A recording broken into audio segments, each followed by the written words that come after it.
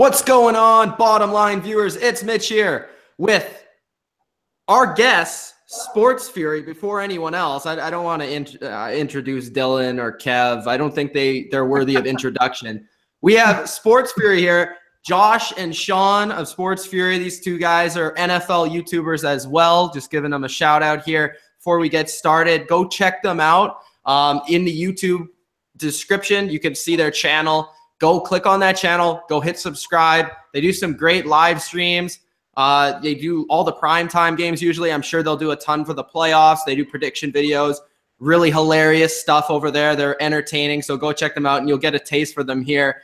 Two good-looking guys, like they like to say over there. Bears fan, Cowboys fan. Guys, just introduce yourself to the bottom line viewers out there and what you guys can give us here today.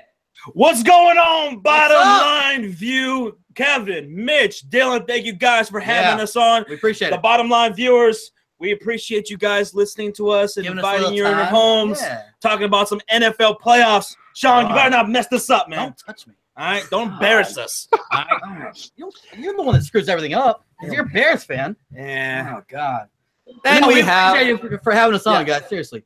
No problem. No problem whatsoever. They had Dylan on their channel. If you guys didn't check that out, that was a few weeks ago. He did really well on their channel, so represent Dylan. Dylan, yes, sir. Dylan, how you feeling, bro? I'm feeling good. 14-2. I don't want to humble myself, but I thought that was good.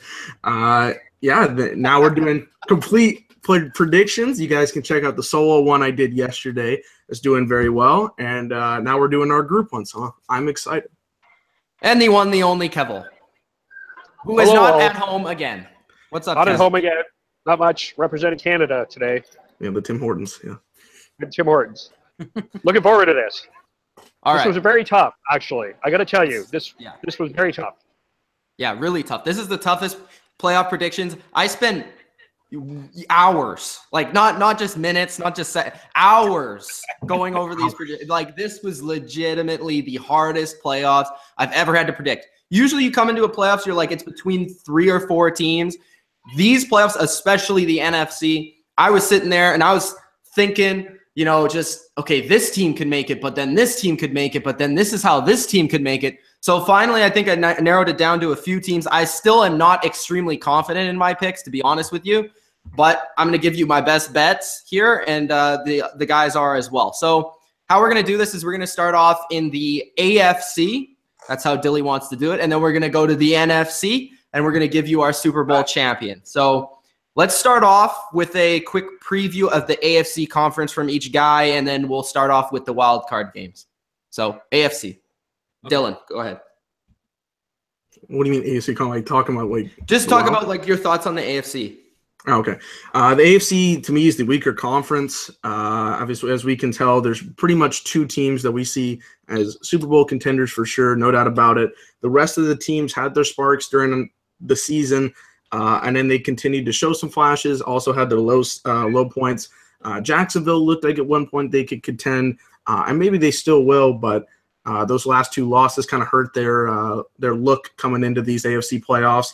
Kansas City went 5-0, then had that really bad stretch. They've won their last 4, but not looking like the greatest of teams to go for. And Tennessee and Buffalo have about as good a chance to win the Super Bowl as nobody.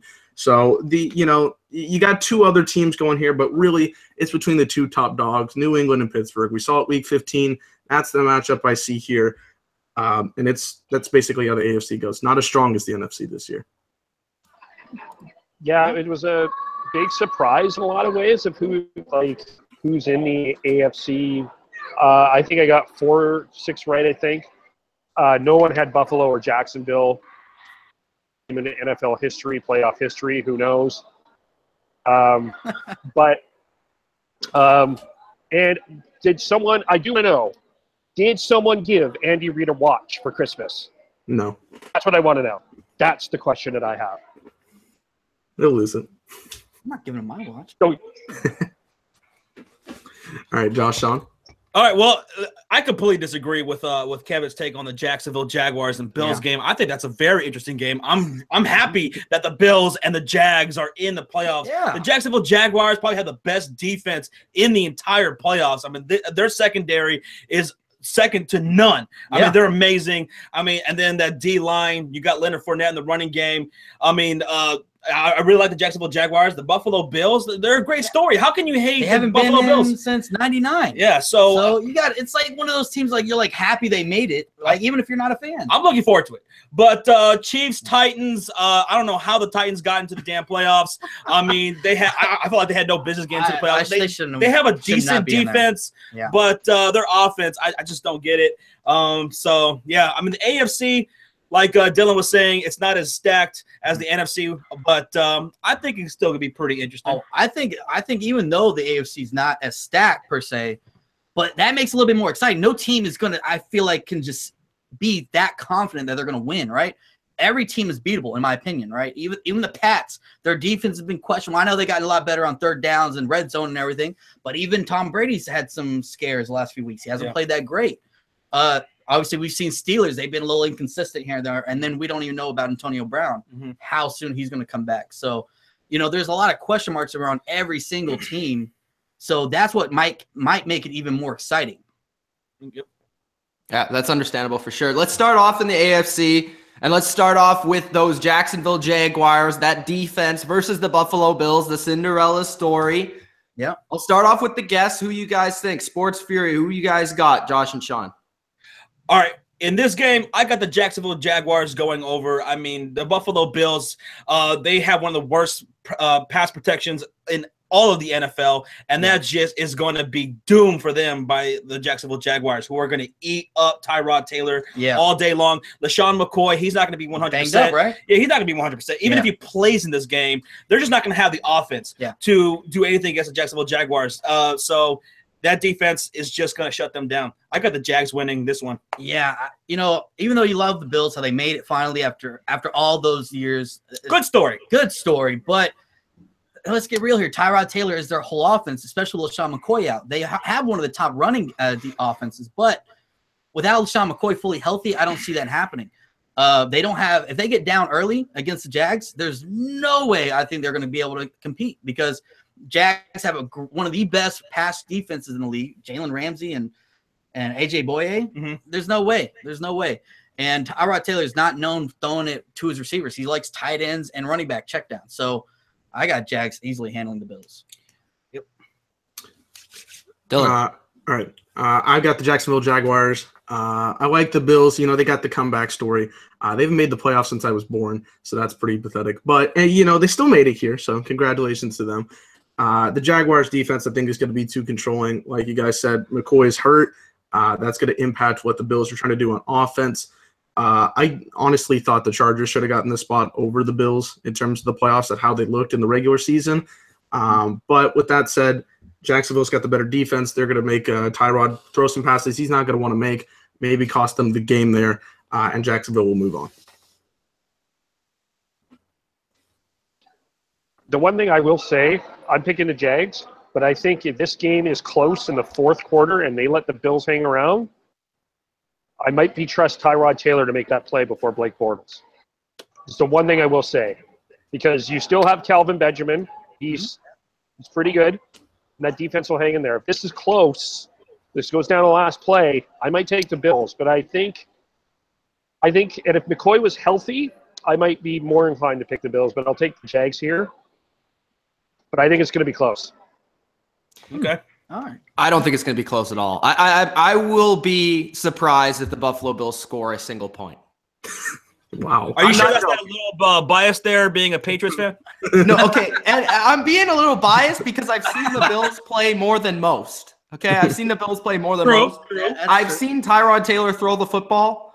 It's not pretty. And when you're playing Jalen Ramsey, A.J. Bouye, and these guys in the secondary, it's just like Buffalo, without LaShawn McCoy, who is he's the best player on the team. He's the most special player on their team. Without him, their offense is completely done. They don't have anything, honestly. If they can't run the ball without LaShawn McCoy, and even LaShawn McCoy plays, he's still not going to be 100%.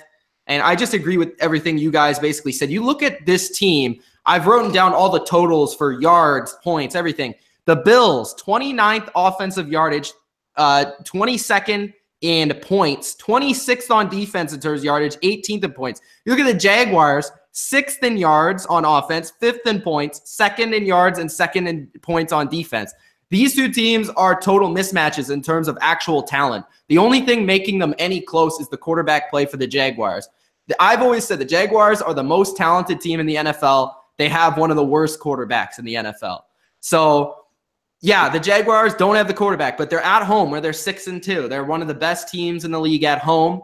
Their defense is dominant there. Too much to overcome for the Buffalo Bills. They're a nice story, but their defense isn't dominant enough either for them to really steal this game in any way. I don't see it being close. So we're all on the Jaguars there. Yep. So the next game we have is the Tennessee Titans in Kansas City. Who do you guys have winning this game?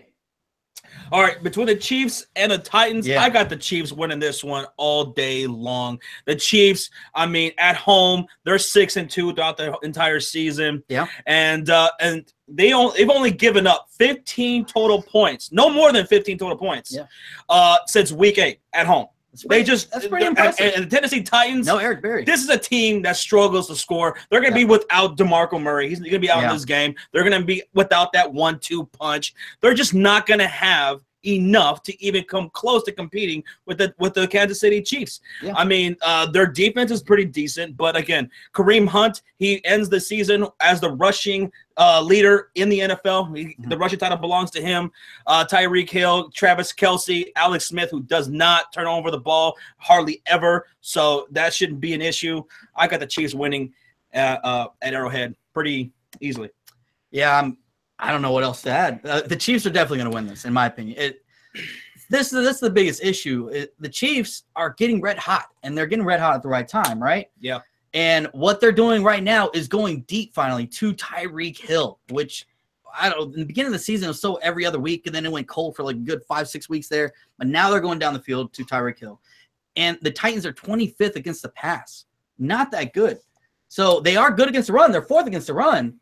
So that's what helps them out. And, yeah, Kareem Hunt's going to have himself a tough time. But against the pass, they're not that good. And Kelce, Tyreek Hill, and Kareem Hunt in the passing game, the Titans, yeah, I don't think they're going to be able to win it. They've been inconsistent already on offense. They're not going to be able to score points to keep up with the Chiefs. We talk about Blake Bortles and how bad he is as a QB, but he at least has a really good team behind him. Marcus Mariota has been playing terrible this season. His stat line is 281 completions on 453 attempts, 3,232 yards, 13 touchdowns, and 15 interceptions. He has more interceptions than he's thrown touchdowns this season. That's pretty terrible. DeMarco Murray, we're not sure if he's going to be healthy for this game. I mean, I don't even know what a 3rd-degree MCL tear is. Like, I didn't know degrees came into tears here.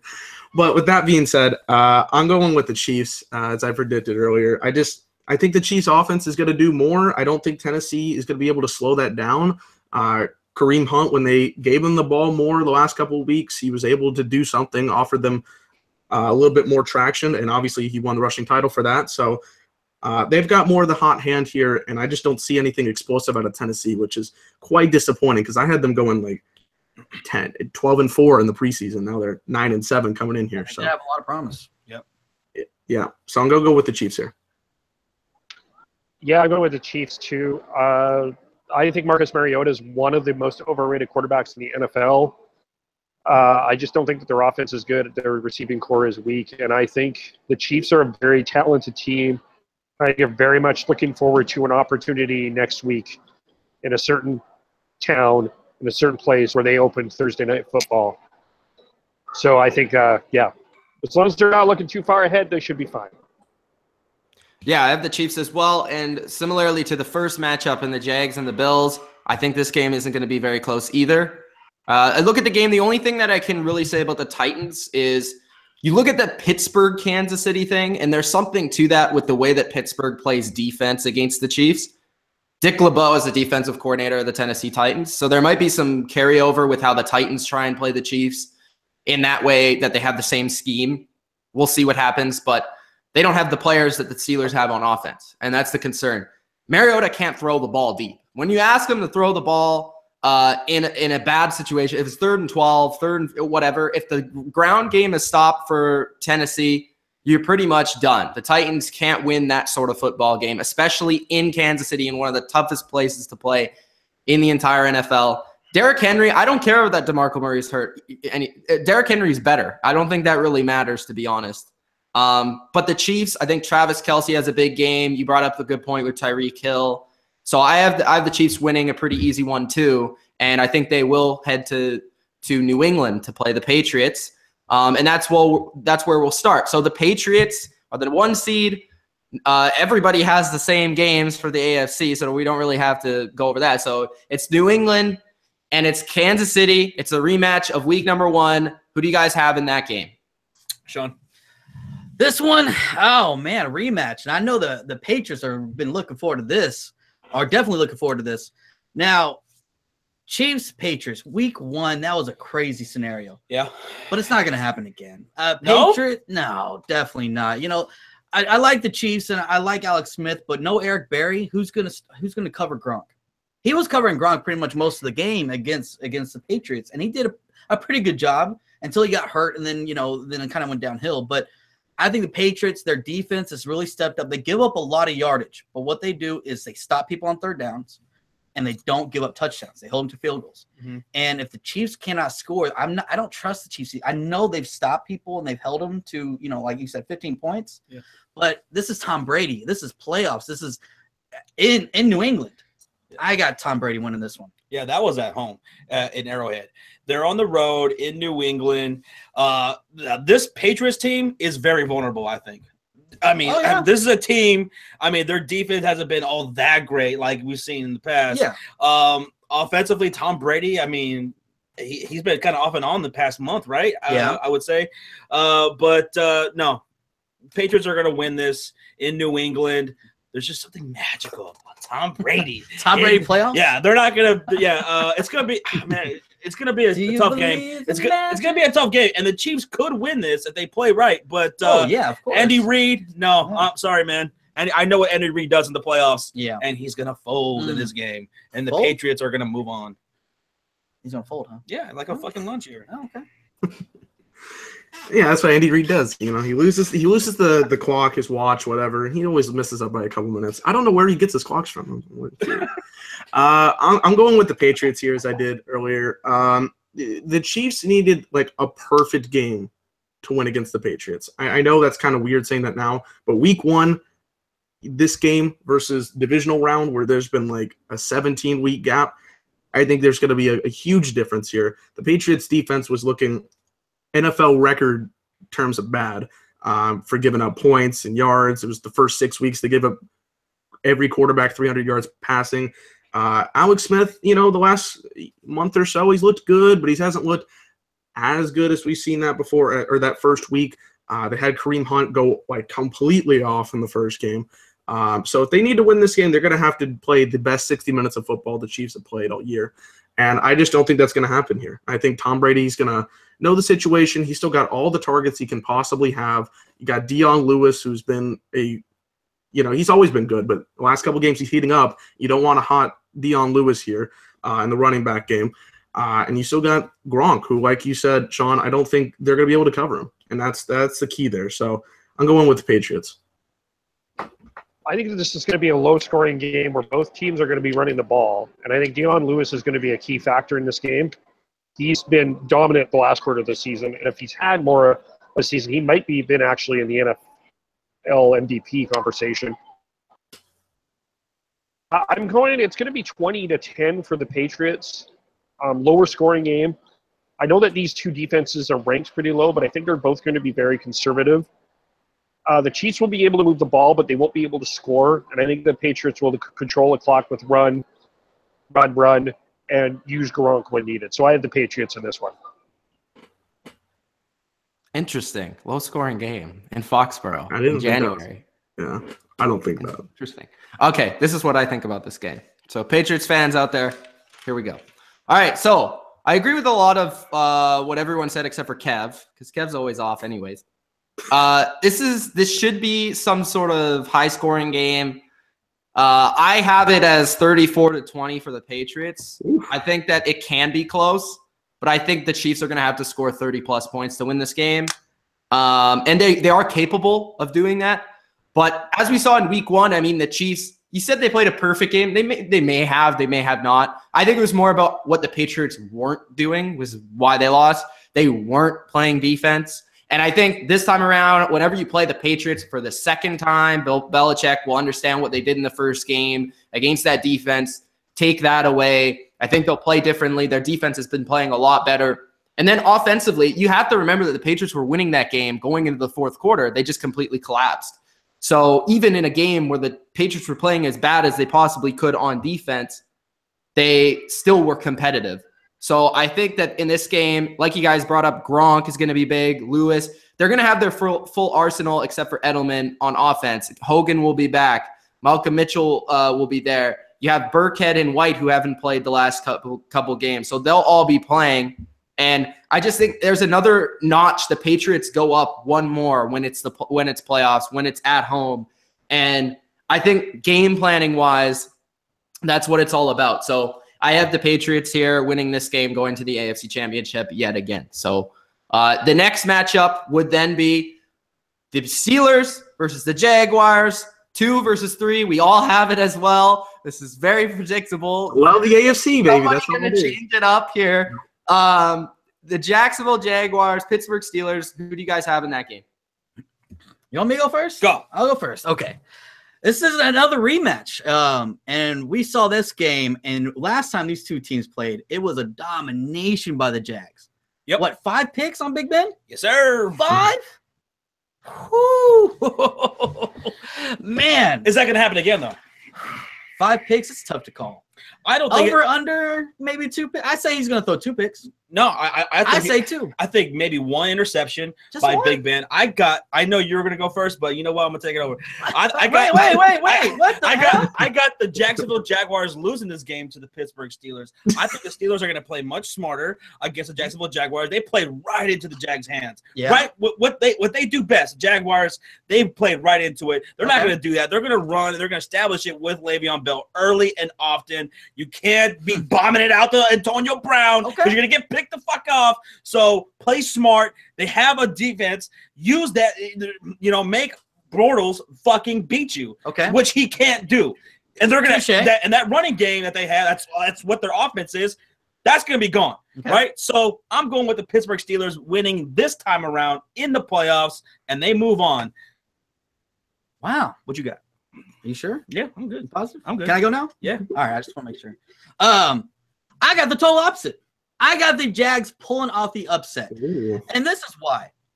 Antonio Brown is still – they're not even sure if he's going to be back for this round. They said they don't know. He is running. He is exercising. But even if he does come back, how – is he going to be fully healthy? Jalen Ramsey, AJ Boye, that defense. And this is the thing that people forget about this defense that I actually really like. They don't have to blitz to get pressure. Calais Campbell, all those guys, they're going to be able to get pressure on Big Ben. He's been inconsistent. And if AB is definitely not there, that hurts them, man. Even if he is there and he's not 100%, that hurts him still too. So I just feel like that Jags, they still have a good top run defense.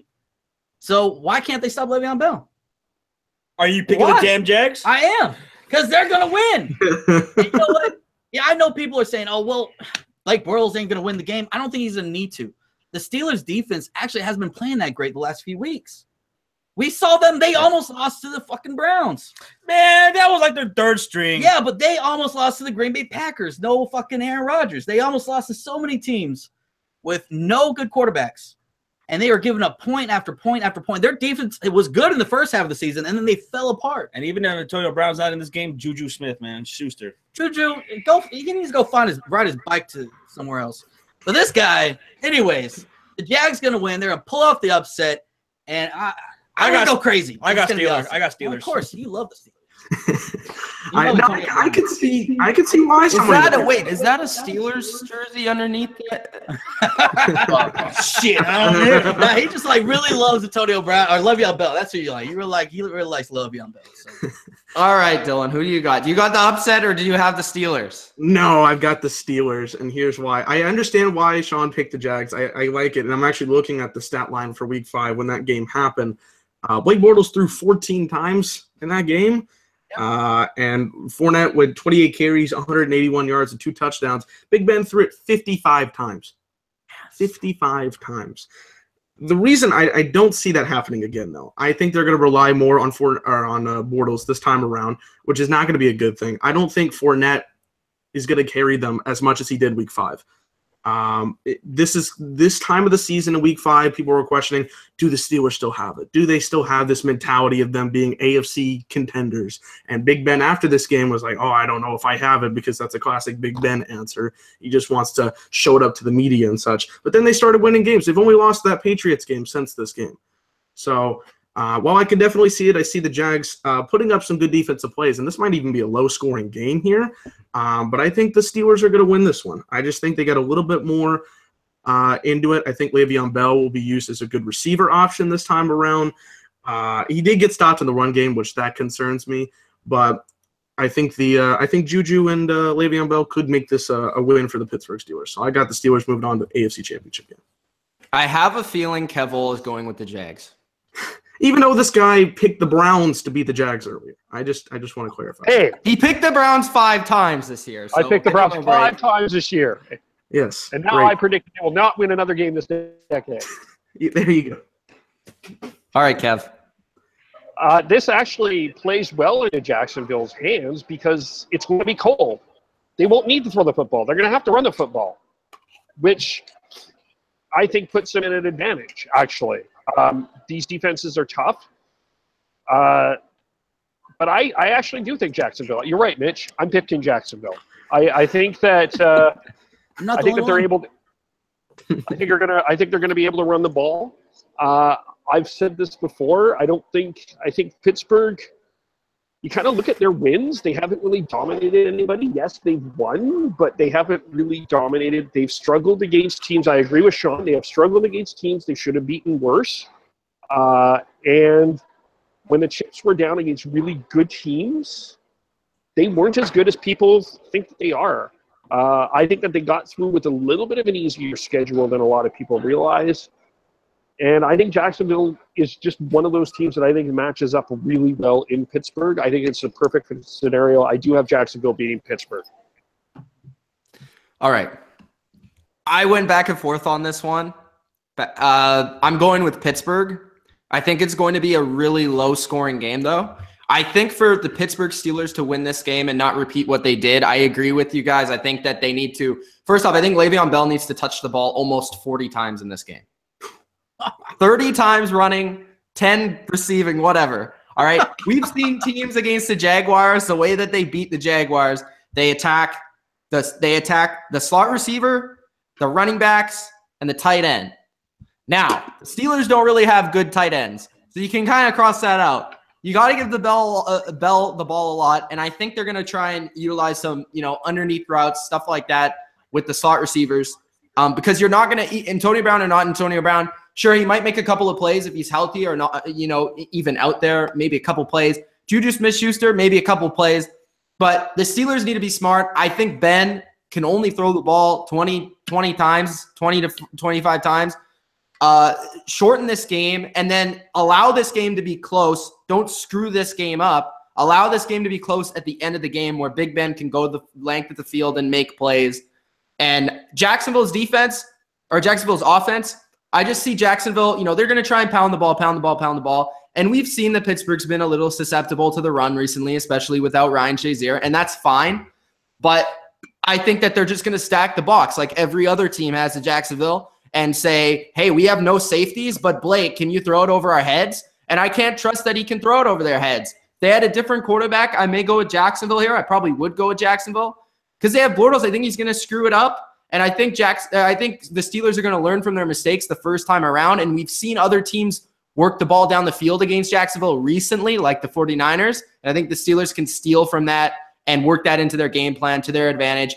And to win in Pittsburgh twice in one season, I don't see it happening. So I'm going to go with the Steelers. Okay. So that means that we have a couple of different AFC championships. We'll start off with the Jacksonville, New England AFC Championship, and then we'll go to the one that everybody actually wants, the New England Steelers. That's true. Everybody AFC wants Championship. All right. So, yeah, I think me and Kevin are the ones that got Pats and Jags, right? Okay. So, championship game, of course, Tom Brady, Bill Belichick, what's new? This is going to be good, though. You know, I think this will be a good game. Pats, Jags. Reason is because the one thing that we've seen in the past with Tom Brady, his Achilles heel is pressure, right? Especially if you don't have to blitz and you get pressure with just your front four, that's where the Achilles heel of Tom Brady is. So this game will be close. It's going to be a good one, in my opinion. Pats, Jags. The Jags are that dark horse that could defeat anybody with that defense. The best defense in the league right now. But I'm going Pats. I'm trusting experience. Bill Belichick, Tom Brady. I got to go with them. Jags are still a young team.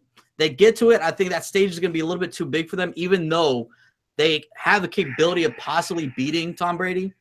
I don't think they're going to be able to. Bill Belichick, Tom Brady, even though everybody loves to hate the Patriots, but you got to respect them because they do it year in, year out, and they're going to be in the Super Bowl again. You're going with the Patriots going back to the Super Bowl? Okay. Yes, I got them going back to the Super Bowl. Fuck. Yeah. I think there's going to be a lot of people that would cheer for the Jags if they got there.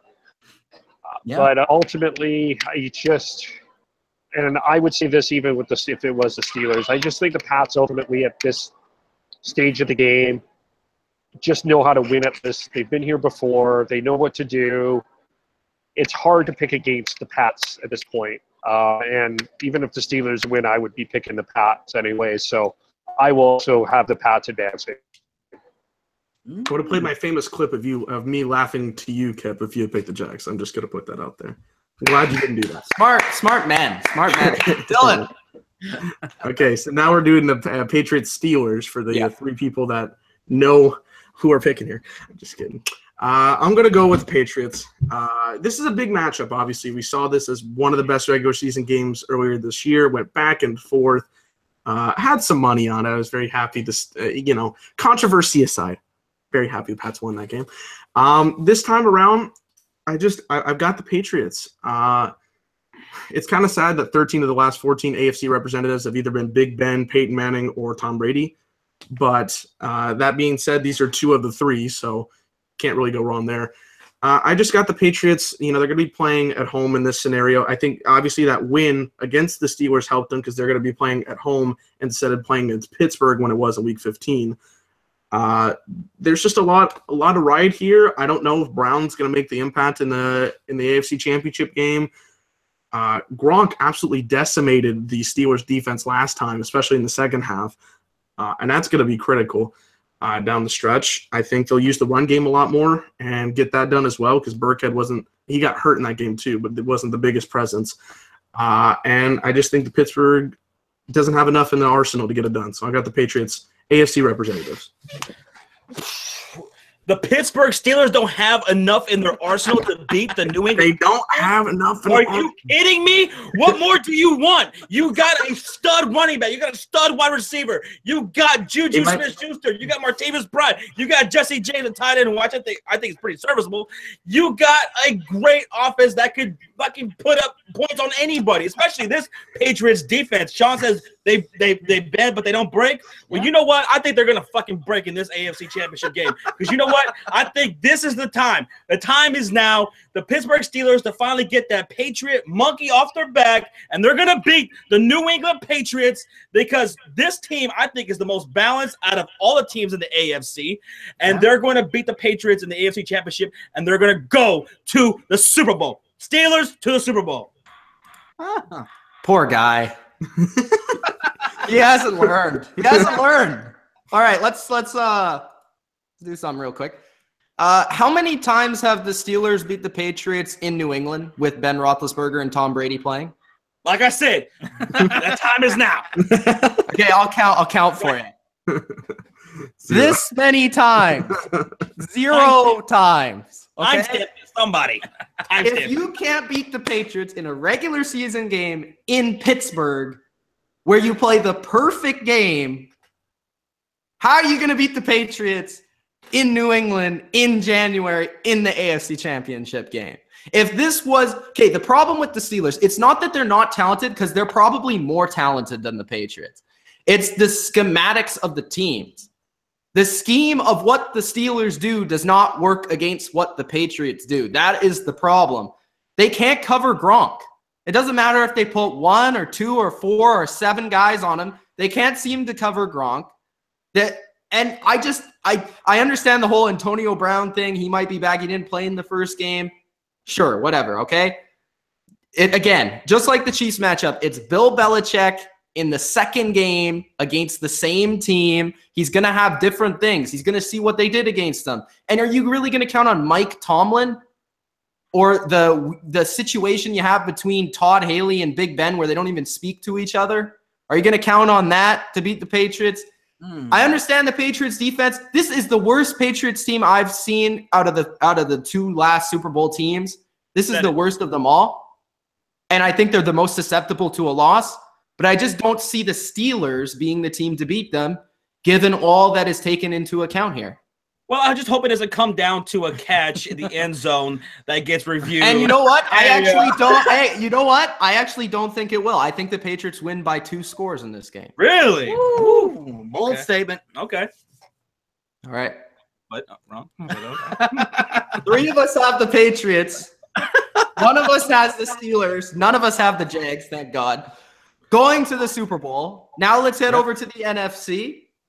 We'll start off with the game that I think is the game of the wild card weekend, and that's the Rams facing the Atlanta Falcons.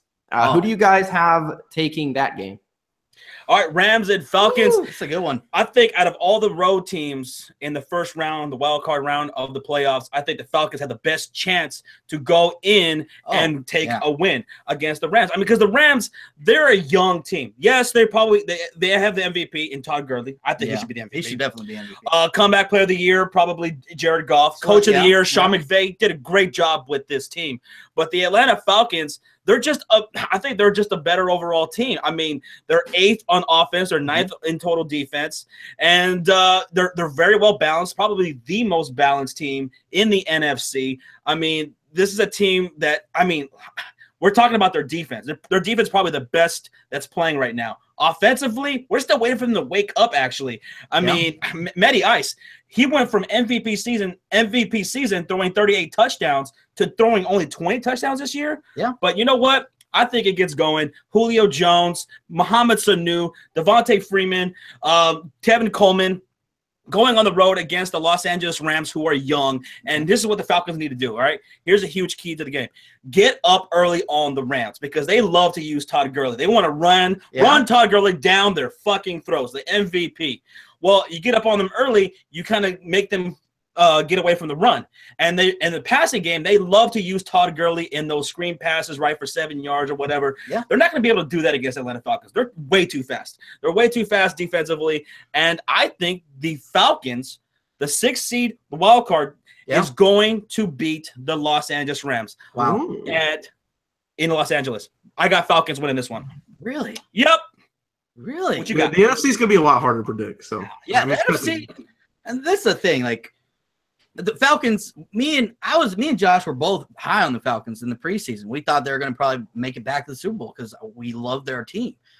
But this is the problem with their team. They're very inconsistent all year. Sometimes their offense shows up, sometimes their defense does. It's so sporadic. Matty Ice, sometimes he looks good, sometimes he doesn't.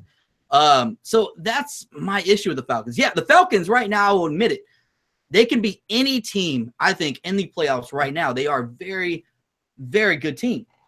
But I'm going to go with Rams here. I'm going to go with consistency if I have to go with anything. Okay. Rams, the #1 scoring offense in the league right now, right? Mm-hmm. #1. Yeah. And it's Sean McVay. This guy, first off, he's got a great first name, Sean McVay. I got to say that real quick. But he's a genius. He's a fucking – look what he did with Jared Goff. We got some screenshots coming for you. Yeah, exactly. Jared Goff, look what he looked like a bust last year, and he totally flipped him around. And the comeback player of the year, made Todd Gurley. Look what he did with Todd – made him an MVP candidate. This offense, he knows what he's going to do. He's going to game plan correctly against this Falcons team, and it's in L.A., And I know LA hasn't had the best record for home games, right? Or like in their stadium regarding home fans, but LA's going to be there. The LA fans, all they care about is winning. If they're in the playoffs, they're going to be there, right? I think Rams are going to take care of business, but I could see. Sure, if it's buy one, get one free. Yeah.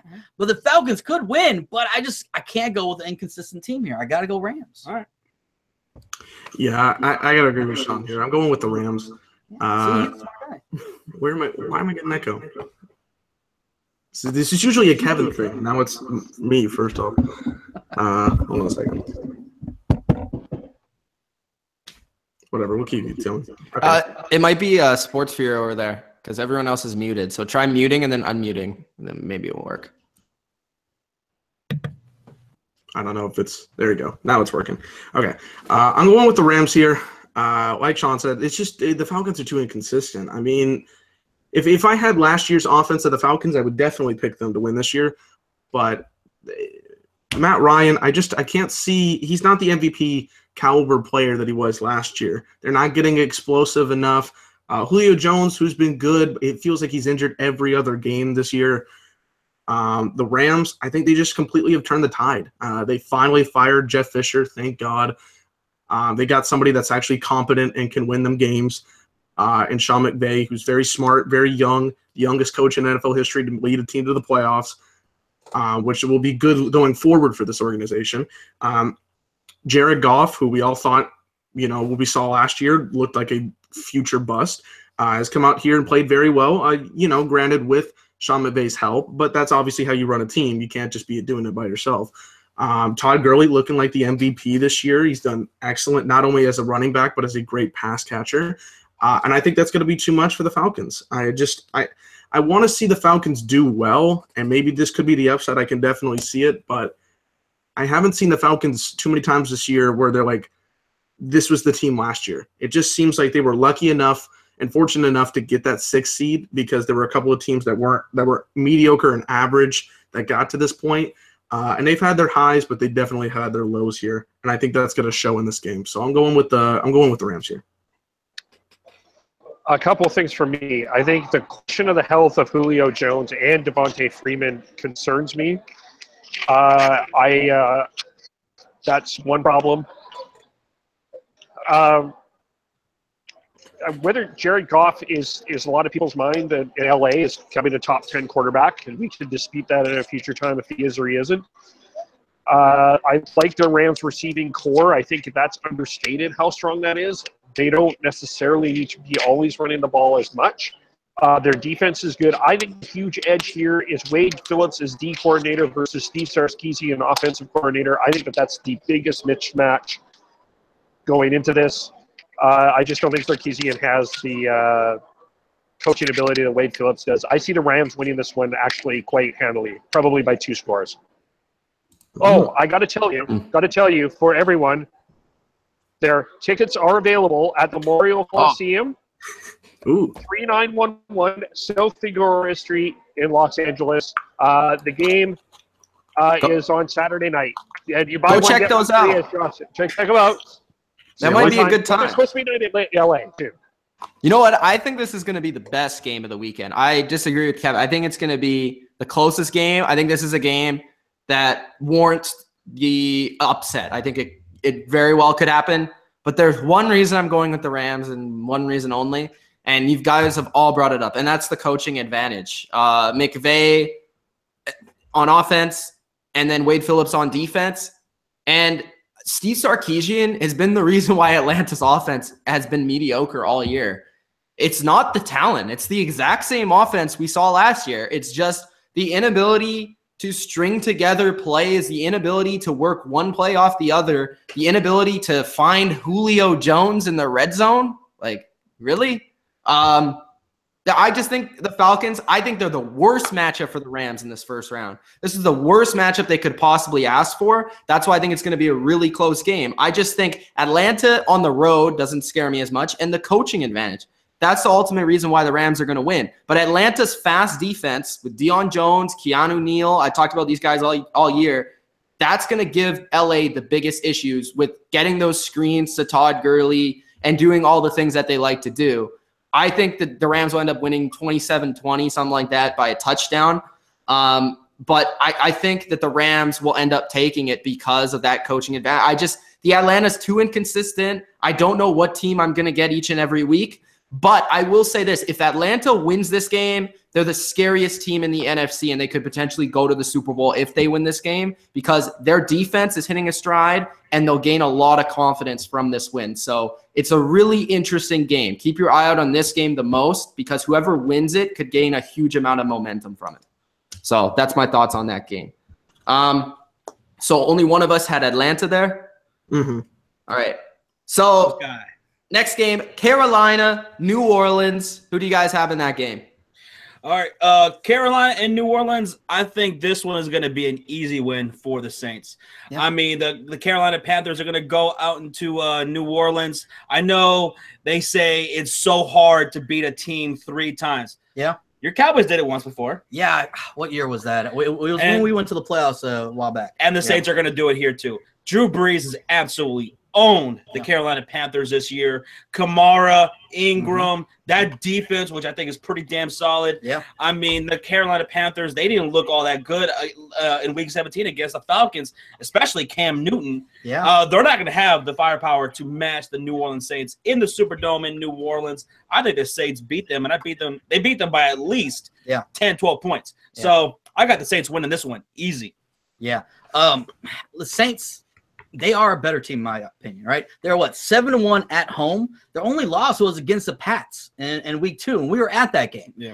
And then they finally woke up, and they got rid of AP, who didn't fit, and they started feeding Kamara. And I think Kamara is the difference in this game.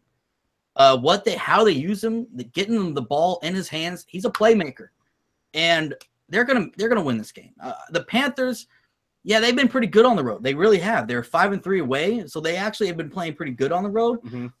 But just like you said, the Cam Newton did not look that great last week. They almost lost to a couple other teams. They almost lost to the Jets that one week. They lost to the Bears. They did lose to the Bears. They've had some games that they've lost that they should have won, and then some games that should never even been close. Saints are just on a whole other level, man. Yeah, the Saints got that confidence, and I take Drew Brees all day over Cam Newton right now, a veteran. Over him, and Drew Brees, even if he throws a pick, you don't see him hang his head down low. He goes back out there and redeems himself. Cam Newton, if he fucks up, what does he do? He goes and pouts. Yep. I will take the composure for the Saints, and that whole team, coaching, all of it, over the Panthers. I think this could be at least a 10-point game, if not more. So, I like the divisional matchup that we have here. It gives us a little bit of difference here, but I got to go with the Saints. The last time these teams played, it was the Saints were at home, and while the score it's 31-21, I watched that game and didn't really look all that close. The leading rusher for the Panthers was Cam Newton that day. It wasn't McCaffrey. It wasn't Stewart. And I don't expect Stewart to have a big game. I don't know about McCaffrey. I just think that the Saints have more of this. They've seen that the last 3 years, they've been 7-9 the last 3 years. And they wanted to change up the style. They finally got an explosive player like Kamara, who's been very good, obviously, in multiple facets. He just returned a touchdown last week. So, he's doing everything for this team.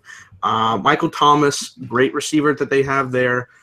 And I just think they're gonna have more of the firepower than the Panthers are. The Panthers are not gonna be here to compete, honestly. I don't think they'll have that presence. They don't have the star power with their receivers. But besides Funchess, we don't have a lot of talent there in the receiving game for the Panthers. And I think the defense is not going to be able to stop the two-headed monster that is Ingram and Kamara in the big positions. So, especially with the Saints at home, I got to take the Saints here, no question. Neville? I will go with the Saints. I actually think this will be the best matchup of the wild card week. I think this one will be closer than you think. I think the Saints have been a little inconsistent the last quarter of the season. They didn't look all that great against the Bucs. I agree with you that Cam did not look all that great against the Falcons. And we needed him, but Blair Walsh screwed that up anyway, so whatever.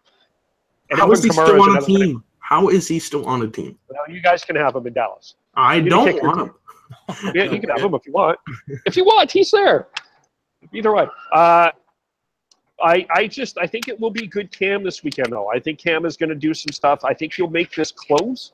But in the end, I do think that New Orleans' run game and coaching staff I think will be a bit of the edge and the home field. They'll win a close one, 27-24.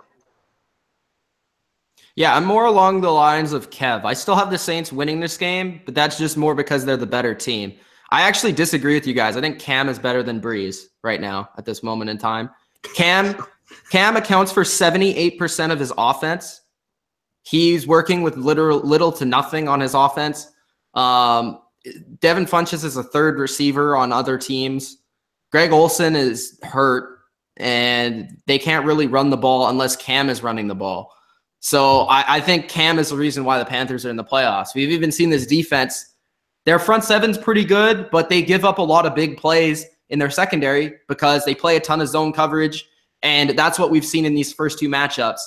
The Saints are going to win the third matchup, and actually a lot of people say it's tough to beat a team 3 times, but actually the team that's beat them a team that's beat another team twice going into the playoffs to play a third time is won 13 to the opposing 7 times. So it's actually more that a team wins 3 times than twice. So I have the Saints. They're just the better team. I think Sean Payton, again, Drew Brees, again, just against that defense, it's a total mismatch. And yeah, I don't see the whole Saints defense thing. I think their defense has kind of not been as good as it was in the middle of the year. They've had a few injuries. AJ Klein, Vaccaro. They had a couple of injuries, and they haven't looked as good recently. And that loss to Tampa Bay has me a little bit questioning it. I think it's going to be a high-scoring game, and for Carolina to win this, it's going to need to be. But I think New Orleans is going to ultimately take it. Plus, it's in the Superdome. You can't ask for more. I'm going to go 31-24 for the Saints. Fair enough. All right. So next matchup, do we want to go Vikings or do we want to go Eagles? Let's get the Eagles out of the way. Yeah, I think we all picked the Saints, so let's go with that. Okay. So Eagles versus the Saints. Who do you guys have winning that game and why? You would have Yeah. I got the Saints going over on the Eagles. Because I mean the Eagles. Well, when the Eagles be playing the Eagles will be playing the Falcons since you had them winning. Yeah. They have the 6th seed. Oh, okay. Yeah, you would actually have the. Yeah, that's right. You would have the Falcons versus the Eagles. All right. Well, Falcons and Eagles. I'm gonna go with the Falcons over the Eagles, because the Eagles. Yeah, they're the number one. They're the number 1 seed. But Foles, man. Hell no. I'm not buying into Foles at all. That dude, he doesn't look good at all. Yeah. I mean, as of right now, they're looking at game tape from while back on Nick Foles to try to fix his problems. I don't want to hear that crap if I'm an Eagles fan. I mean, going into the bye week of the playoffs? Yeah. Come on. I mean, the Philadelphia Eagles, they're going to lose to the Atlanta Falcons because the Falcons, they're just like I said, and like Mitch said earlier, this team could be very, very dangerous. I think they are because I think this is probably the most balanced team in the NFC, probably one of them and the Vikings, I would say. Gotcha. That defense is absolutely phenomenal, and that offense will get going. I got to believe it's going to get going. Matty Ice and Julio Jones and all those guys. So I think the Eagles are going to be one and done. I mean, no, not even one and done. They're not going to win anything. They're not going to win any games in the playoffs. They've been waiting for this for a long time. I think that is one and done. Right here to the Falcons. Is that not one game and done? Isn't that one and done, or does it have to be a win and then you lose? I think it's one and done. They say one and done, but that's what the saying is. But technically, they don't win shit. Yeah, in my book, they're not winning anything. Yeah, that's true. In the playoffs. That's true. Now, with me, how I predicted it, because you're wrong, and I'm right. The Saints are playing the Eagles. All right, and the Eagles, this was a great team throughout the whole year. Me and Josh both picked them to win the division before the season started, and they didn't disappoint us. It's hard for me to say that because I'm a Cowboy fan, but this was a great team with Carson Wentz. They don't have Carson Wentz anymore. And completely different team. They almost lost to the Giants, right?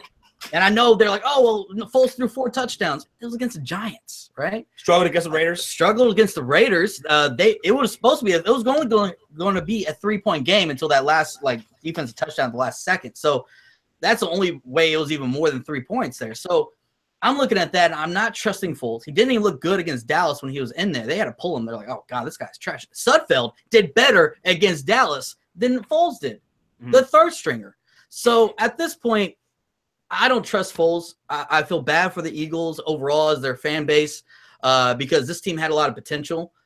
But without Carson Wentz, without the MVP for most of the season, I don't think they can go against the Saints and win. Drew Brees, we've already talked about, Drew Brees, all those weapons, they're going to be able to take care of business, and Saints are going to move on to the conference championship. I don't think – what else is there really to say? You got Nick Foles. Eagles Saints is my matchup as well, and I got to pick the Saints. I woke up, I slept late week 17. It's not that big of a week here. And then I see the Cowboys it's 0-0 in the third quarter. And I'm a little like, whoa. And then I see Foles is pulled out. They got Suffield. I think we're missing the point here, though. Dallas 6 points? Yeah, nobody cares. 6-0? Hey, we're talking about the Eagles. We're talking about the playoffs right now. We're not there yet. Let's not get away from the point that Dallas is trash. Okay, can we just? Hey, we still won against the number 1 seed. Okay, I don't care what you we won. This is just it's embarrassing, honestly. I feel bad because they had all this upside. Carson Wentz, even as a Cowboys fan, you got to swallow it and say this is a good team that's got a lot of promise. But no Carson Wentz, and now you're playing the scrub at QB. Congratulations, you made it there. But now it's time to go on to next year for Philadelphia. I got to pick the Saints. And here's another thing. Some teams can rely on having their running backs maybe have a big game. Philadelphia can't do that. They have decent, good running backs like Ajayi, but he's not going to be able to take over a game, especially against the Saints. So going to go with the Saints, no question. Wow. I'm going to be shocking everyone. I'm picking the Eagles. Oh, okay. Here's the laugh track. Where's the laugh track? I actually don't mind this pick. Well, here's the thing. Not that I'm picking the Eagles, but not that I mind this pick. Go ahead. Here's a couple of things here. Philadelphia is number 1 against the run, and the New Orleans Saints is running the ball. This is a cold weather game. The New Orleans Saints play in a dome, and dome teams versus cold weather teams, they lose. You're following into AC's philosophy. He just wants you to get into your psyche about that. I just think that the Eagles front 7, and I think that Eagles defense, as much as Nick Foles is terrible, and we'll get into that, I think they're going to be able to do enough to win this game in the situation that they're in. I'm not saying that Nick Foles is great. I think that they're going to do enough to win. I think this defense is going to have a big day. They know that they will. That's why I'm picking the Eagles here. Where's my laugh track at? I got to find it for you, buddy. Okay, we'll wait for that. It'll be there. It'll be there eventually. I don't know where. Okay, well, for me, I'm going to say one more thing. Yeah. I think the Eagles receivers are better than the Saints receivers overall. I disagree. I disagree with that too. Me too. Michael Thomas? Everybody disagrees. Just Michael Thomas is better than all of them, to be honest. Oh my God. Yeah. You got Nelson Aguilar, who's bust. You got Torrey Smith, who's cast away. You have Alshon Jeffrey, who nobody wanted to sign. And then who else you got? Like this team, I have Saints, Eagles. Zach Ertz. Zach Ertz is a tight end. So then you can account for Alvin Kamara, who is probably better than Zach Ertz. So I have the Saints winning. But this team and the Eagles, like you guys said, Carson Wentz, totally different team. He's special. He probably would have been the MVP. He's probably going to be one of the best quarterbacks in the league for the next 10 years. So you have the Eagles, you have the Saints. I agree with what Kev's saying. If the Eagles are going to win, they're going to need to run the ball. They're going to need to play great defense. They're going to need a couple turnovers. They might even need a special teams touchdown or something. And they're going to have a great game plan. But I don't think that's going to happen. I think that's going to happen for a good portion of the game. I think it's going to be very close for a good portion of the game. But the Eagles offensively just won't be able to catch up. They won't be able to play once the Saints start to get going, once they're acclimated to the cold condition, and once they start running the ball, once they start getting that going, working the play action off of it, I don't see how the Philadelphia Eagles can catch up with Nick Foles. If Carson Wentz was playing, I may even pick the Eagles to go to the Super Bowl, but the Saints, I think, are just the better team, and I don't think the Saints' defense really gets stressed from this offense that the Eagles are putting on the field. So I have the Saints winning it. And you guys have their dome team, whatever. they've been different on the road this year because of the way they've been able to play physical with their offensive line and with their run game. So I think you got to remember that, Kev, that the Saints are a different team. This isn't your, 2012 Saints. This is a different team. No, I understand that, but I still think that this Eagles defense is a good defense. Though it's a number one against the run, and that front seven is very good. So I don't think it's like, that's why I'm picking the Eagles. I don't think it's a foregone conclusion that the Saints win this. Like I said, I don't think so either, but I think everybody else going with Saints. But Dylan, what'd you have there? Oh, I just played the clip. It was too loud, but it was my laughing because I don't see the play it again, so people don't. Yeah, well, I already scrolled out of it. Okay. You suck. All right. The next matchup is the 2 versus the 3 on the other side for myself. I think we only have one different matchup. So, SportsFury, who you guys got over there? All right, so I got Vikings and Saints in this game, and damn, what a game this will be. Yeah. Saints, Vikings, but you know what? I'm going to roll with the Vikings beating the Saints. I think the Vikings are probably the best team in the NFC. I've watched them personally. Yeah, that's coming from a Bear fan. A lot, yeah, and this really hurt. I'm kind of feeling a little lightheaded, actually. But I actually think the Vikings are the best team in the NFC. Where's the dilly? Ever since Carson Wentz went down, I'm all in on the Vikings. I mean, this is a team that, defensively, they are absolutely stud on the defensive end. And then on offense, Case Keenum, man, he's been doing great this year with Thielen and Stephon Diggs. You got Kyle Rudolph and then McKinnon and Latavius Murray. That fucker's name. You. Who robbed me so much in fantasy. Fuck that guy. But, yeah, I love the Minnesota Vikings and what they've been doing this year. Yeah. This is a scary-ass team.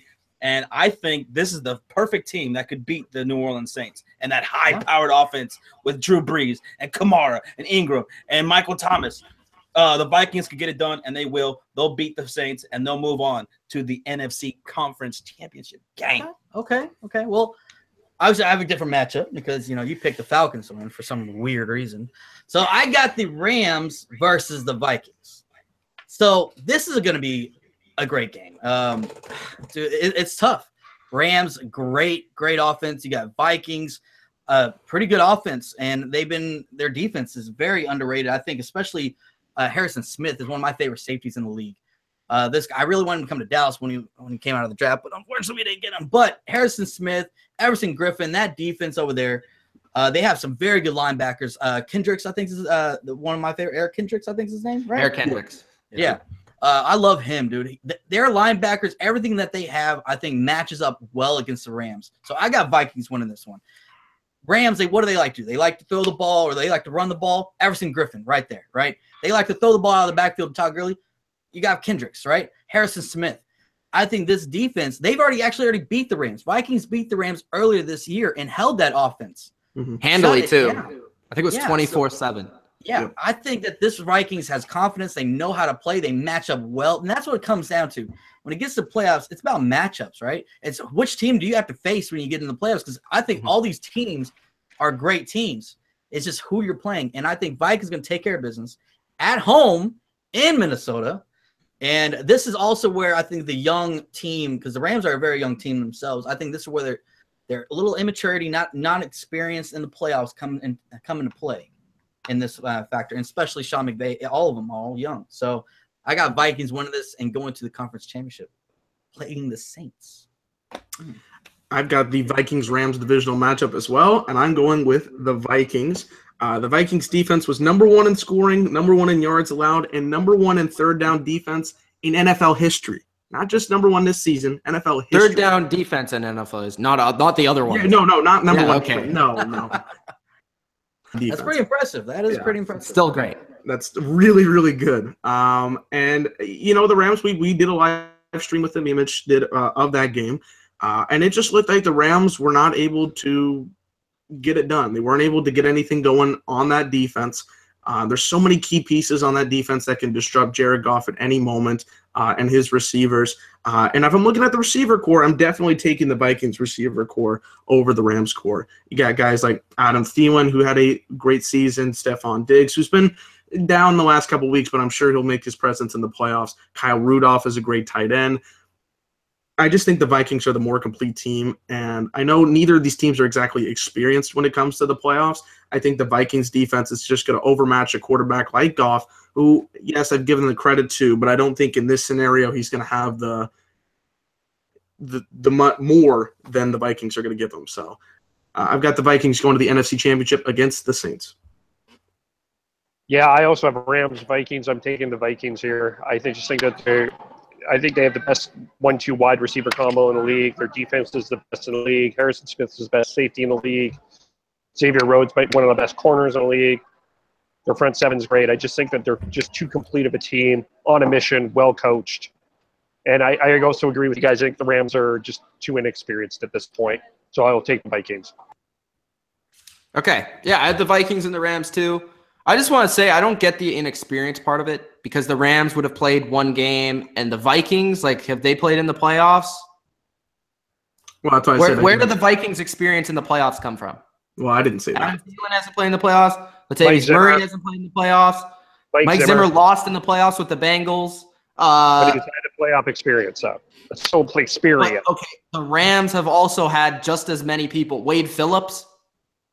Like I don't get the experience thing. And especially if the I'm picking the Vikings, but I don't get the experience thing here. Like I get the home field thing, which is big, but I don't get the experience thing because I feel like they're the same. The experience overall in the playoffs, yeah, but you got to think about Sean McVay's just a new head coach. He just became head coach, so experience in that kind of aspect. And still, the Vikings have been in the playoffs. Have they had great success? No, but they've been there. I think we saw a team. I think we saw a team last year like Atlanta. They didn't have much experience. They went all the way to the Super Bowl and almost beat the Patriots. So they made it to the NFC Championship a few years before that, though, and they played Seattle and lost. They had a totally different team. Like they didn't have. They had Matt Ryan. It was still Matt Ryan. They had just a different coach, but they still had Matt Ryan over there. So yeah, they had different running backs, different O-line, different defense. So I don't know. I think the experience part of things in the playoffs are a little bit overstated a lot of times, in my opinion. I think a lot of it comes down to the coaching more so. Like, I think the coaching is the real X factor other than like the players and stuff. And your voice is fucked up again. This happens once a video, guys. Just every time. I don't know how. Okay, so I'm back. Yes. I think the coaching is the bigger thing than the experience. I have the Vikings. The reason why I have the Vikings, I brought up kind of my concerns about the Rams in the first game against the Falcons. I think the Vikings have the same sort of thing on defense where they can take away the same sort of things. I think this game is going to come down to, can Jared Goff make the plays? And I just truthfully don't think he can make the plays. This was, was this the number 2 run defense, number 1, one of the best run defenses? I think they'll slow down Goff or slow down Gurley at home, and then you have to force Goff into throwing the ball. And like you guys said, they have a good secondary, they have a good linebacking core to match up. This defense is really strong. They don't give up any big plays, and it's going to take a masterful performance from the Rams defense, I think, for them to win this game. And I just don't think they have quite enough talent. Maybe if the Rams, who have the best special teams in the league, get a kick return, a punt return, or something crazy happens, maybe they'll win this game. But I actually think that the winner of this game, Vikings or Rams, I have it to be in the Vikings, is going to represent the NFC because I think these are the 2 best teams in the NFC. Personally. Interesting. So that pretty much just gives a spoiler. Too. Yeah, give a spoiler. The Vikings are going to the Super Bowl. All right. Who do you guys have in the NFC Championship? All right, so in the NFC Championship, I got the Vikings against the Atlanta Falcons. Like I've been saying, these are probably the 2 most balanced teams in the NFC, but the Vikings are the best team in the NFC, and I got the Vikings going over on the Falcons and heading to the Super Bowl. I'm right there with Mitch, who gave us a little spoiler already on what he's got in mind, but I got the Vikings going all the way. They're the best team in the NFC, guys. I mean, just hands down. Defensively, offensively, they're clicking on all cylinders. Coaching, I got them going all the way. They're going to take care of the Falcons probably easily and go on to the Super Bowl. And I hate saying that. I hate saying that. Division rival. But I gotta call. I gotta be real with it. You know, Yeah. Vikings are gonna go. You know, you finally said something smart. Can we just put out the scenario where the Vikings lose before this? Like if they're gonna win the Super Bowl, they're gonna win the Super Bowl. But can we draw the scenario where the Vikings don't make it? Okay, so like what team could beat them? Like who could beat them? I think the Saints have the best Why chance would they of beating lose? You know what I mean? Okay. Yeah, I could see the Saints being probably the team that to would be able to beat them. That's the best team. Yeah. That would be the best opportunity. That would be the best opportunity. And that's who I actually have matched up, Saints versus Vikings in the NFC Championship game. I do as well. I didn't know who to go with. For a long time, I was leaning towards Saints in the Super Bowl from some of the season. After Carson Wentz went down, I was like, okay, I think Saints are probably going to go. But I'm kind of leaning towards Vikings now. And Vikings just overall, I think they are the best to be able to do what to be able to stop the Saints, be able to run the ball, keep Drew Brees. That offense, the Saints have a great offense, right? I'm not going to say the Vikings are going to shut them down. I don't think you can really shut down Drew Brees and Kamara and Mark Ingram and Michael Thomas, all these guys, right? The Vikings defense is suffocating, man. Yeah, they'll suffocate them, but I still think Drew Brees and them will put up at least some kind of points. I'm saying that they won't like completely shut them out, right?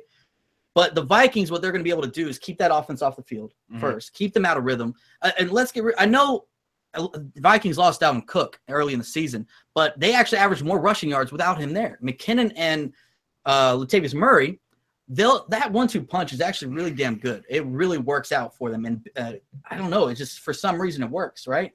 And the Vikings, I think, are going to keep the Saints off the field. Their defense, we already talked about it. I don't think we could talk about it anymore. We already know they have a great defense. I think they're going to be able to beat the Saints. The Saints are the only team I think that could beat the Vikings in the playoffs, but I just don't see it now, happening. what would the Saints have to do to beat the Vikings?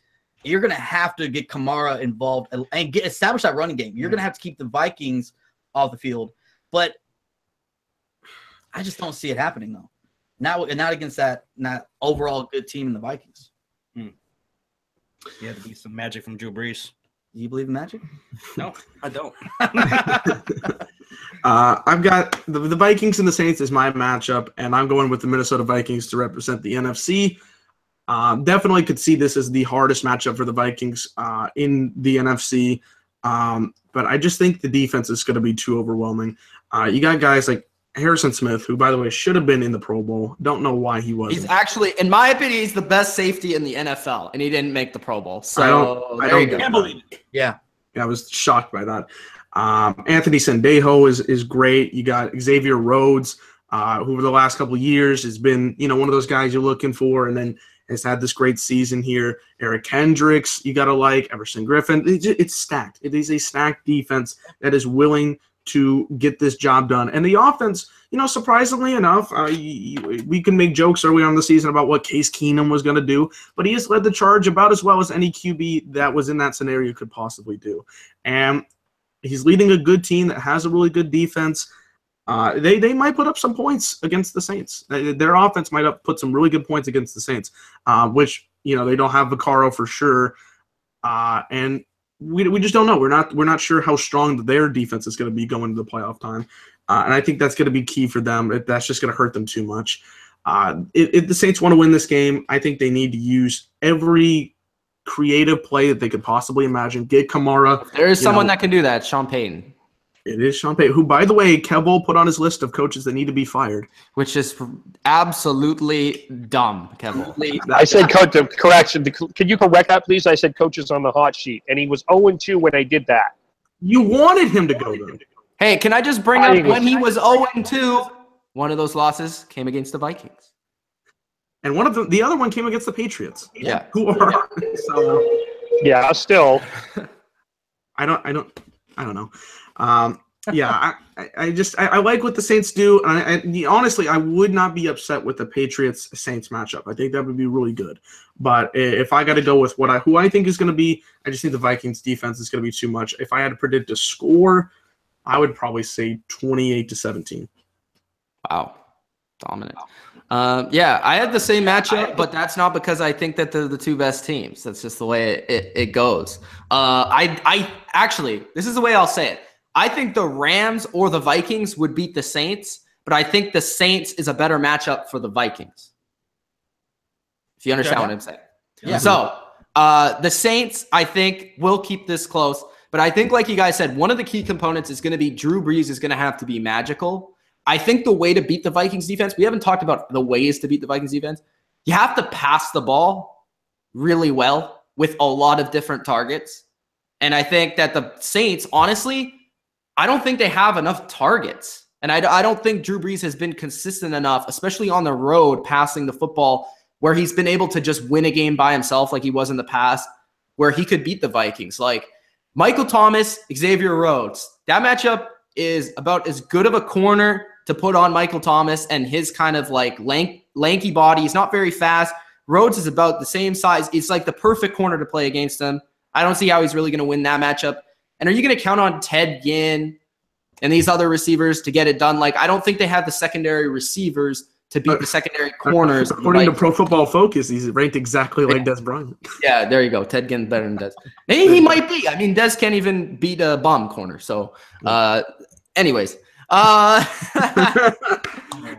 Anyways.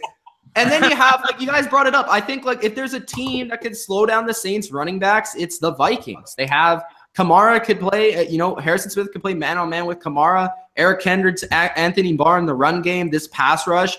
The Saints do have a very good offensive line, and if they're fully healthy and they can create time, then it's a different story. So that's one side of it. And then I think defensively for the Saints, they're going to have a huge game from their defensive line against the run and in the pass rush. And Cameron Jordan, who I think has been a really underrated player for a number of years, especially this year, is going to have a massive game. But I just don't see that all going down in Minnesota. If it was in New Orleans, maybe different. But in Minnesota, I think they're too strong and the defense is too consistent. And maybe Case Keenum has his first bad game of the season. But I don't really see that happening either. So I'm going Vikings. I'm going with the Vikings. I have the Vikings and the Eagles, and I'm going with the Vikings. Boo! You went with the Eagles. No, yeah. No, AC will still be mad, even though I picked him for the NFC Championship. He's still going to be mad at me anyway. I'm just cutting down the Eagles here. But I just think that the Vikings are a really complete team overall. I do want to point out, though, that I think if you get a lead on the Vikings, and I think forcing Case Keenum to be that's very true. Quarterback. Good job, Kev. That's where I think the Vikings are going to be vulnerable if they have to play from behind. If you can get a lead and win the field position battle on them, that's where I think the Vikings will be vulnerable. But I don't see the Eagles being able to do that at all. I just don't think their offense will be able to do that against the Vikings defense. I think that the Vikings are not afraid to win a low-scoring, cold game. They did that already in Green Bay. Shut them down. Be no different in Philadelphia. Okay. Do we all have the Vikings? Yeah, the Vikings. Every one of us got the Vikings. Even the Bears fan picked the Vikings. Yeah, I got the Vikings going all the way. NFC North represented. You feel good? Oh, I don't feel good at all. No. Okay, I think we all picked the Vikings. That means they're going to lose before the Super Bowl. I think that's, I wonder why that's how it works. I wonder why he's saying that, though. I think the last time the Vikings actually were picked by everybody was probably 1998. So I don't know if that's actually going to happen. So I wasn't. Yeah, it's true. It's true. Anyways, what do we all think? Super Bowl. We have a Steelers Vikings, And everybody Patriots else Vikings. I think everyone else is Patriots Vikings. Yeah. So let's get the Steelers Vikings out of the way. All right, so I got the Vikings and the Steelers in the Super Bowl 52 matchup here, and I got the Vikings winning it all. The Vikings are going to take care of the Pittsburgh Steelers, and Big Ben's probably – now, this is the game where Big Ben's probably going to throw about 3 picks. This is the game? He's going to get sacked about 3 or 4 times, something so crazy like that. Minnesota Vikings, they're the best team in the playoffs, guys. They're going to win the championship, and they're going to do it right there in their home field. The Super Bowl is going to be in Minnesota, so they're going to win it right there at home, and it's going to be great. It's going to be great because they haven't won a Super Bowl ever, so there you go. They're going to get their first one, you think? Yeah, and that's going to suck to see this. It's gonna suck. Wow. We can't let them win. Bears fan, you're saying that? I got Vikings over the Steelers in the Super Bowl. Wow. And they are the champions. Oh, my God. Wow. All right. Well, I guess I'm going to go Vikings versus the Patriots. Let's see who's going to win. Adam Thielen's going to win the MVP. Adam Thielen? Yeah, Thielen's going to win the MVP. Really? Yeah, go ahead. Wow, bold statement. I like it. I like it. Man, this is going to be tough. Vikings, Patriots. This is a great matchup, right? Tom Brady, Bill Belichick. Then you have Vikings coming out of nowhere this year. What do you do, right? But I'm going to go ahead and say it. Vikings are going to win the Super Bowl. They're going to beat the Patriots. This is why. They have the team that can – their defense can do what the Giants did all those other times the Patriots lost. Get pressure without having to blitz, right? That's the Achilles heel of Tom Brady. I've said it before, and I'll say it again.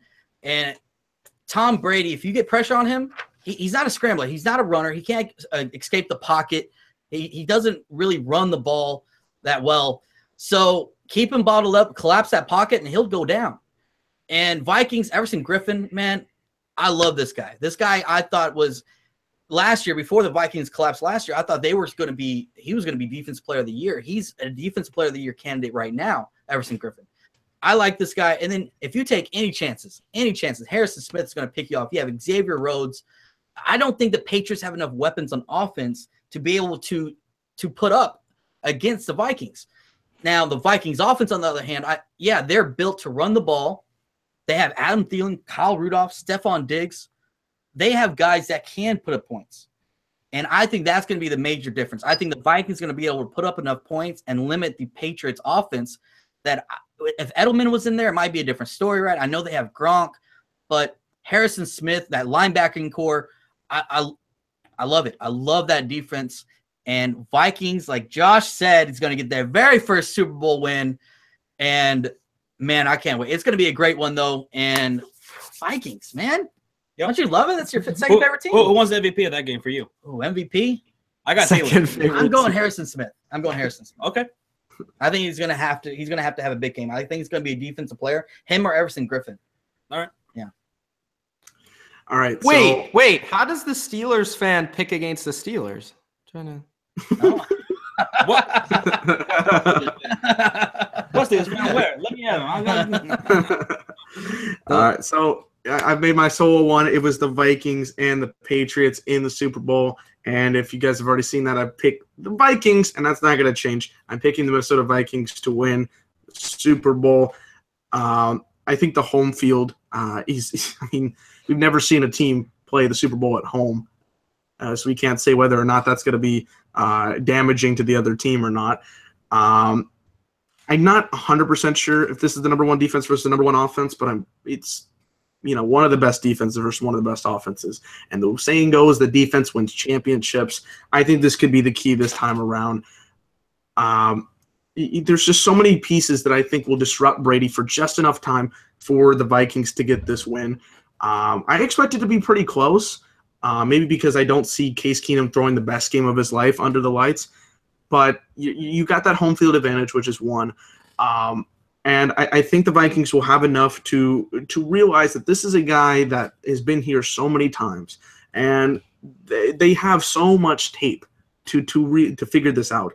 And while I know Bill Belichick will try to scheme around that and do something different, I just think the Vikings have the defense to get it done this time around. It's like with the Panthers and the Broncos a couple of years ago, where the Panthers had that really explosive offense, and the Broncos defense was able to get them a win with a very immobile Peyton Manning. Not to say that this time the quarterback is the same here, but I just think the defense is going to get it going, and definitely could see the Patriots winning this one, but I think the Vikings will take home their first championship.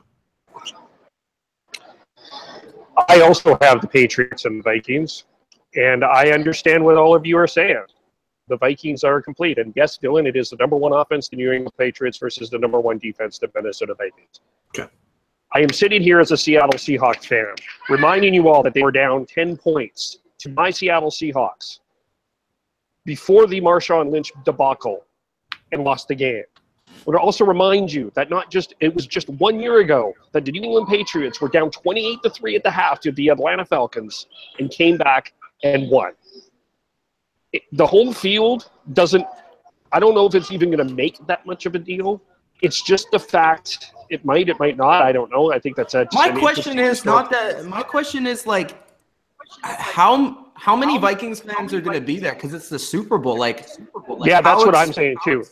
I don't know I've if never it's gonna be seen that it, so whole team. I don't know. We don't know. We don't know, but I'm considering that it'll probably be somewhat. Probably, for sure, they're going to have the home field advantage. But is it going to be that big, or is it going to be that's one of the interesting questions because everyone thinks this is going to be the Super Bowl. Because I believe the AFC will be considered the home team, by the way. I believe. Anyway, I just ultimately, when it comes down to these games, and when it's Tom Brady and Bill Belichick, I can't pick against the New England Patriots. Are they flawed? Yes. Are they beatable? Yes. There's ways to beat them. But in this stage, they don't lose. Unless your name is the New York Giants, they're hard to beat. I know that from experience, being a Seahawks fan. I'm sorry, I got to go with the New England Patriots in this situation. And Tom Brady will be the MVP. And he's going to go on to be considered the greatest player who ever lived in the NFL history. Okay. Well, guys, I'm going with the Patriots. Even if I thought okay. Seriously though? Are you shocked, Josh? Seriously though? Okay, seriously though. I picked the Patriots I think 3 out of the last 4 years. When was the 1 year? Huh? So when was the 1 year? The year, okay, the last time I didn't pick the Patriots to win the Super Bowl was 2013. Oh, that was the Seahawks Broncos game? Seahawks Broncos. Okay, that makes sense. That makes sense because that was the Broncos. Okay. Yeah. So I picked every team or the Patriots to win every year. But I mean they've won it 2 of those years. So can you really blame me? Okay. So anyways, it's the Patriots and the Vikings. I understand your point about the number 1 defense. I understand your point about the Vikings defense, which I think is a very good defense. And on paper, they match up well with the Patriots. But if we want to pull in some statistics into this, Tom Brady is 8-0 against number 1 defenses in his NFL career. He's thrown for 15 touchdowns, only 4 interceptions, 344 yards on average. He's never lost to a number 1 scoring defense. I think that in this game, I don't think the Patriots will, run over them whatsoever. I think it's going to be a tight game. I think it's going to be a field goal game. I think it's going to come down to the last minute. I think it will be the same score at which the Patriots won their 3rd Super Bowl, 24-21. So it would make it the 2nd time that they won 2 out of 3 years. And I think that the reason why is I actually think the Patriots defense is going to play a really good game here. I think the Vikings might be able to move the ball at certain times in this game, but I don't think they're going to score a lot of points. I think that the Patriots will be able to slow them down, and I think that the Patriots offense, you guys say they don't have a lot of weapons, but I just think with all the different, they have different weapons. They have the tight end, they have the running backs, they have the small, quick receivers that nobody in the league really has to execute against this defense. And I have seen teams on offense that have been able to pass the ball like the Redskins did earlier this season against the Vikings and have some success. So I think that the Patriots will have success passing the ball. And I think at the end of the day, they will win this game because I can't trust, even though Case Keenum's played amazing, and even though I've loved Case Keenum every second of this season, I don't think he can get it done in the clutch against Tom Brady. I have to go with the proven commodity here, even as a Patriots fan, and go with the Patriots to win a very close game. But I think that's going to be the best Super Bowl matchup that we could potentially have would be the Patriots and the Vikings. Absolutely agree with that. Yeah, it's going to be a great Super Bowl either way. Mm-hmm. All right. Oh, Kev. Oh, no. See, there's always that glitch. Kev, echo, Kev. Okay, so those are our Super Bowl predictions. Patriots for a couple of us, Vikings for the rest of us. Even the Steelers fan picked the Vikings. So, we got. Those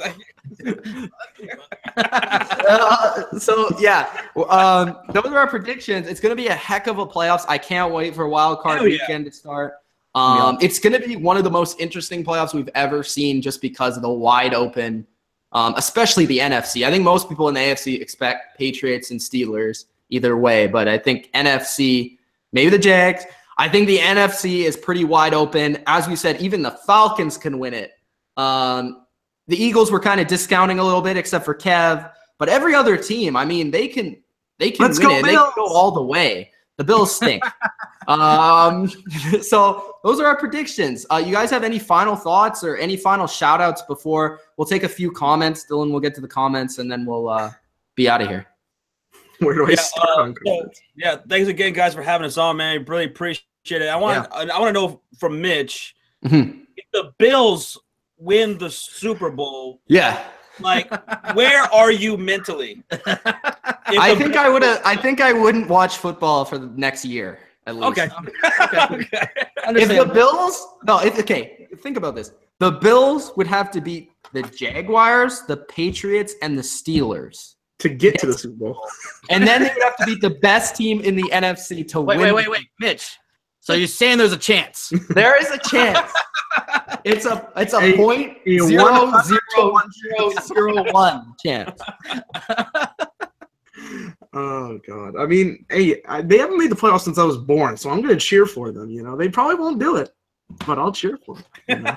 Bodo said that the Vikings will hire Eli Manning for one game. Well, if that's the case, then the Vikings are winning the Super Bowl. Oh yeah! Oh shit!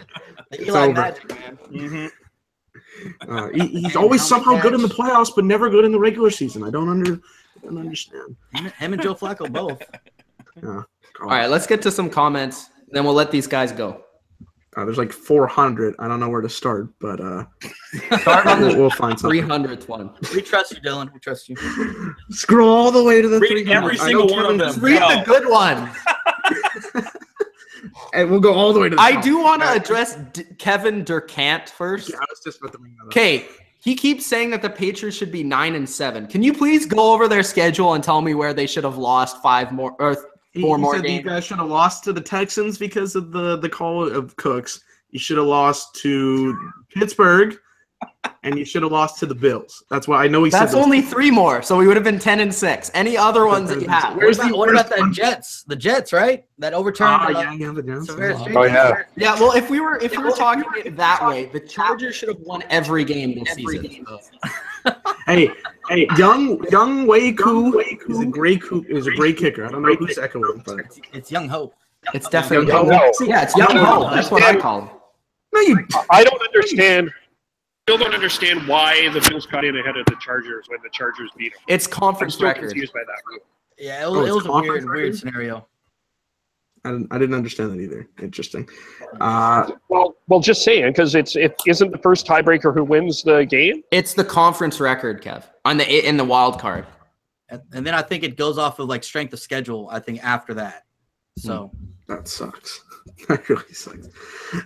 We'll get to some comments here. We'll try. Macho Man says Cinderella sleeper teams are always fun. Of course, that's why I watch March Madness all the time. Go Bills! That's always good. Go Billies! They'll do it. Kevnar, we're saying that Kevnar is Kevo in disguise, but we don't know. You know, He's not.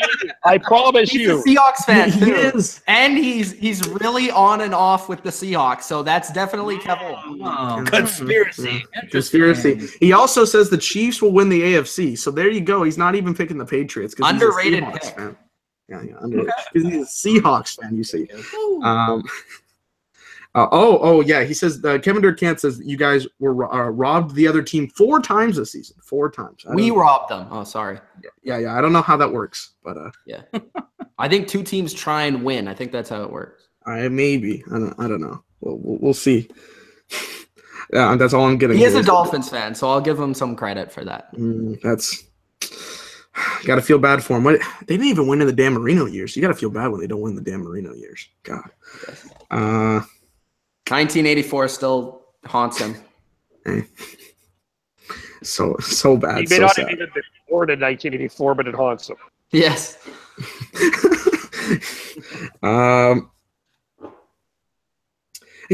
Okay, he's also saying that Tannehill beats the crap out of Brady's team every year. Every year. When? What? Tannehill's the GOAT. When this is breaking news to me. This is amusing. Okay, this is all their comments. It's just like all that. The Legend 27 says, that's a great name. Says, y'all think the 49ers are legit for next season? I know they have Mitch a chance for the playoffs for sure. I think so. I I mean, think so. Jimmy G went undefeated, 5-0 as his quarterback. So why not? Yeah, They have a very they have some draft picks too. Mhm. and they have a very easy schedule. They're realistically right now second in the NFC West. Who's number one? The Rams number right one. now, obviously. Oh, okay, so you guys are 3. All right, good. All right, I just want to make sure. We just want to make sure that wasn't number. Oh, hey. No, I think it's called the Seattle Wilsons, isn't it? Seattle Wilsons. That's the whole the team right there. Yeah, 49ers. I think they got a very young team. Kyle Shanahan's done great with Jimmy G. I like Marquise Goodwin, man. Marquise Goodwin's good good. receiver. Get them more weapons over there. They have a top pick, man, and they got some picks from your team last year.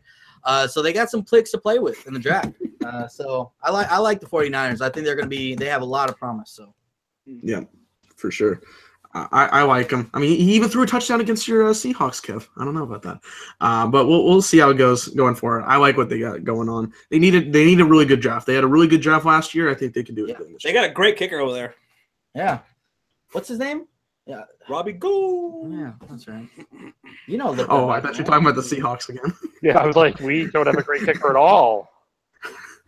Kev, can you find somebody in the local Vancouver area to kick? I think there would be. I've already asked. You asked. Okay, because I will call some people. You know, we did Dallas. Maybe you could call some people too, and Mitch can call some people. We'll have the hookups. I mean, it's definitely possible they got a better regimen than Blair Walsh. I don't know. Killing Boy says Seahawks are on the decline. The Cardinals are going to be on the horizon because they are now moving on with Carson Palmer, and they're getting a new coach. How do you feel about that, Kev? Who is going to play quarterback? The Cardinals are going to hire Todd Haley, so they're not going anywhere. I promise you. If they hire Todd Haley, Haley's already punishing himself for the talks he's having with Big Ben. He got knocked over in a bar, and something happened. Yeah. I love it. Wow. The Arizona Cardinals. Yeah, they have David Johnson, but with Carson gone and Bruce Arians, we have to see who's going to be the quarterback and the coach before we can even say it's going to be a good team at all. So I got to go. Plus, that division is tough. Yeah, that division is tough. Like, I'm not just saying that. Like, it's the Rams, Niners, and Seahawks right now. I mean, now you got two legit teams. So two completely legit teams and one player. We got 107 people there. We'll see how that works in that system. Let's see. Oh, Legend 27 says Ravens and Chargers should have gotten to the playoffs. Well, no, I disagree on the Ravens because they played like they lost to the Ginger. I don't think they deserve it. They should have. They had a chance. They had a chance to be the 5th seed if they won, and they lost. Yep. So that was kind of their fault there. They had all the control. Throwing this out there, do we think the Ravens would have had a better chance of beating the Chiefs? Defensively, yes. Yeah. I think so. Yeah. I mean, definitely. Joe Flacco in the playoffs. Let's get real here. I really love January Joe. I do. That dude's a phenomenal running back. Yeah. And plus, Mariota is just awful. So, I mean, the Ravens would have maybe had a better chance. They beat the Jags to get in. I guess that's like their one team that they can possibly beat. Like they just. It is the one team they can beat. Yeah. It's the only one. Bodo, who is a Pittsburgh fan, says Ben will retire this year after winning the Super Bowl MVP. I thought he just said Juju was going to win MVP. Where do you make up your mind, Bodo? That was his obnoxious decision. That's what he said. This is his real comment, it looks like. Yeah, Big Ben's done after this year, I think, either way. Done after this year? Interesting. I think it depends on how they finish. I mean, if they win the Super Bowl, he's done. If he doesn't, he might stay one more year to give him the process to go get a QB. Well, he already said that he wasn't even sure if he wanted to play this year, and then with him being so inconsistent, I just don't know. I just don't know. Yeah, I don't know. We'll have to see. I think they just need to get a QB first. Maybe he'll wait until they get somebody. I don't know. Depends on free agency. Yeah, maybe Jay Cutler go over there. Yay! Oh, that'd be awesome.